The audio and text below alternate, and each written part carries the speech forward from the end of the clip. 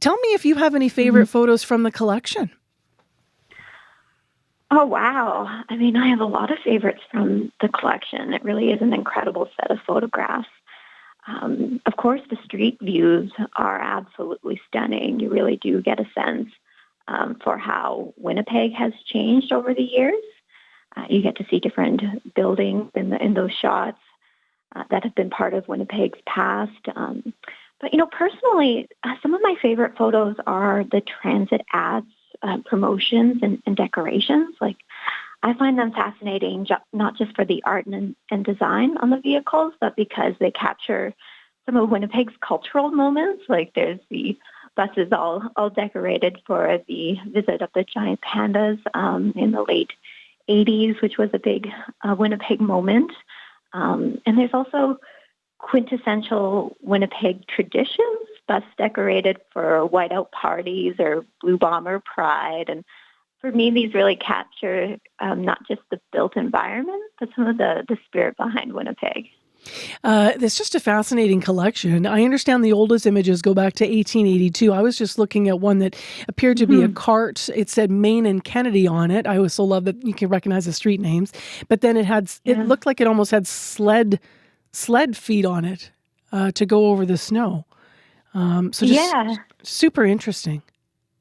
And those early carts, streetcars, were on rails, which is something I didn't know before we received this collection from Transit. What was it like to process all of these? I understand that you have to be quite careful because they were stored in binders. Is that right? Yeah. So they were stored at Transit for many years in like 26 binders, and the pages had started to yellow because of some of the chemicals in that plastic, which were interacting with the photo and would have degraded the photos over time. And we're starting to. So, it was Transit that reached out to us and asked like how we can better preserve this and work together on that. We had, I want to acknowledge the work of archival intern Gwen Friesen, who did a lot of work to rehouse the collection into archival quality containers and to describe each image, to write a caption so that people can search it and we can share it with others more widely. With 6,000 images, how long did this take? It took quite a bit of 2025, as you can imagine. We did have other resources from Transit to do the digitization, and that was done sort of between April and October of last year, and with the description work happening from May to December. Mm-hmm. It's interesting because I know that when we were covering the strike here, the anniversary of 1919, the 100th, a lot of the photos from that time came from well-known Winnipeg photographers at the time. Mm-hmm. Were most of these also professionally taken photos?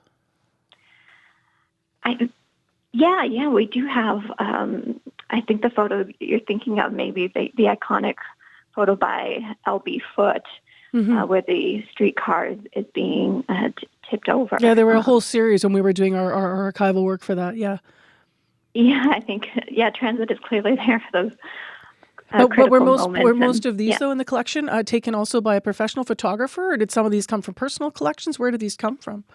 Oh, it's a combination. Yeah, so there's at times Transit did hire photographers like L.B. Foote and Harold K. White and David Portico, and some of them are from private collections that then approached Transit with their photos for preservation. Yeah. Mm-hmm. So how long will this exhibit be on display, and where can people check it out online, Sarah? So the exhibit will be up at City Hall in the Susan A. Thompson building for the majority of the year. And then we have around 600 photos that have been scanned and are online on our Winnipeg in Focus website. Thank you very much for being with us early this morning. And it's just been wonderful to be seeing these photos go by as we've been talking as well. People can check out our stream a little later. Have a great day. Thanks for having me. Take care. You too. That's Sarah Ramsden, Senior Archivist for the City of Winnipeg.